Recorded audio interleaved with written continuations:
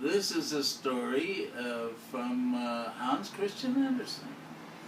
He wrote a story called The Snow Queen.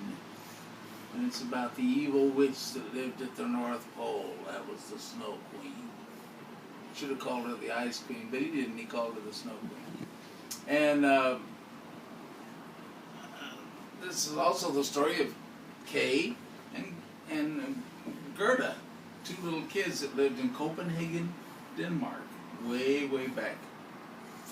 And Kay, that's spelled K-A-J, it's pronounced Kay.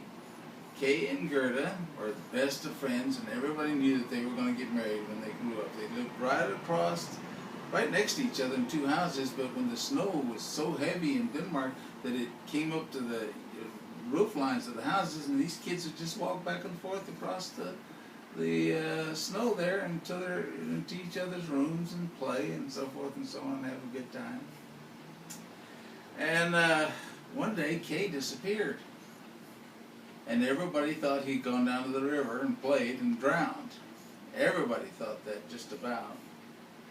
But Gerda went down to the river and she talked to the river, and she said to the river, "Did Kay drown in you?" "No, it didn't."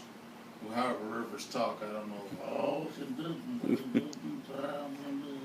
I haven't seen him." And so Gerda decides she's going to go out and find Kay, so she takes off. She didn't wear any boots, she didn't have any heavy coat on or anything. She just took off to find Kay. And along the way she encounters several different people, several different sorceresses and witches and a band of thieves, and they all, one way or the other, help her on her trip. And in one particular sorceress's house, the sorceress says, "Well, I can't help you find Kay, I can't get you in to see the Snow Queen, but there is a lady who lives right outside the Snow Queen's village, or the Snow Queen's domain, I guess, and she lives in Lapland, and she's also a sorceress, much more powerful than I am," she said, "and I'll write you a letter to her." And so she sits down and she writes a letter to the other sorcerers on a fish, because that's what they wrote on in those days. They didn't have paper, and so they wrote on dried, frozen fish. And they'd write the letter, and then they'd send it off, and it would be delivered, and the people receiving him would receive the letter. They'd read the letter, then they'd put it in a stew pot and eat it all up, and everybody was happy, including the fish, by the way. And so this is the letter that the one sorceress wrote to the other sorcerers, somewhat.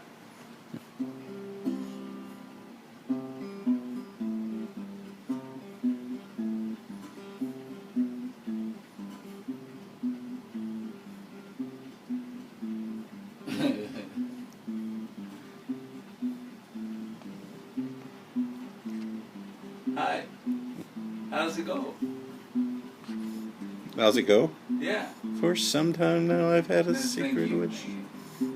That was Dave, by the way, for those of you. Because you out there in film land, that was Dave. That's the man holding the camera. He knows all the words to everything.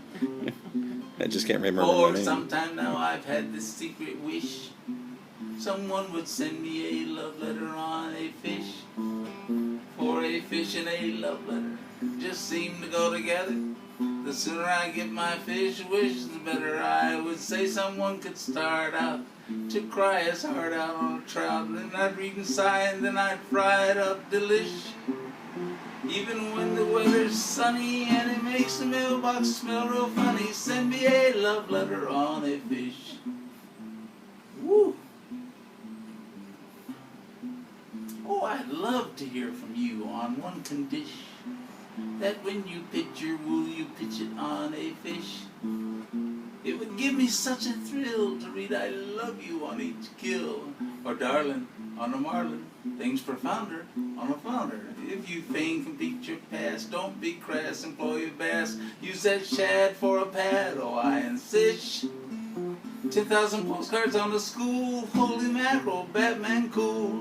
Send me a love letter on a fish. Send me a love letter, darling. Send me a love letter on a fish.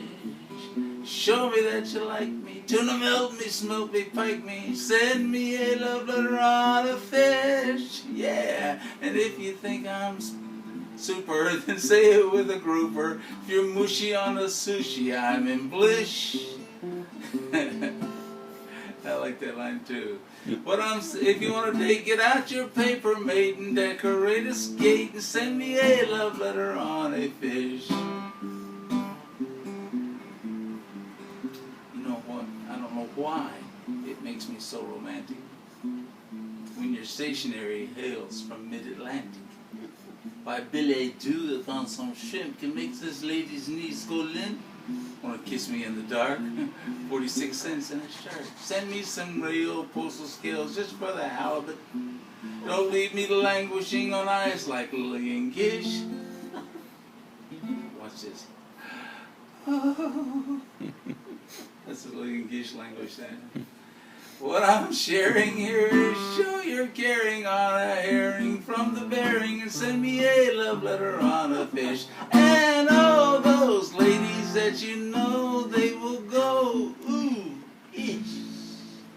If you send me a love letter, you know I love you better.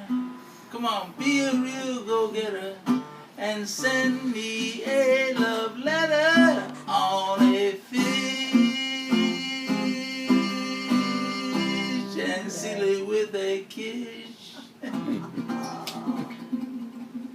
Holy mackerel.